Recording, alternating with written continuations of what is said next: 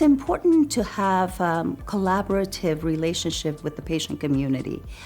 Transparency is very important for DS to have with the patient community.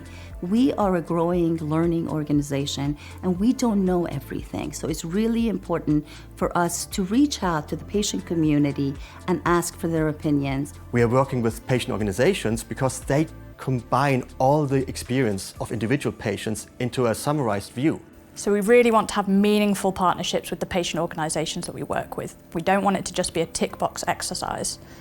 To do so, we need to co-create, find out what the priorities of the patient organisation are and how they align with the priorities of Daiichi Sankyo. It's important to include patients in that process in co-creating materials that are important to them and with their buy-in will be used within the patient community.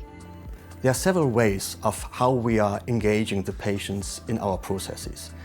So for example, we conduct patient advisory boards for the development of our clinical study protocols.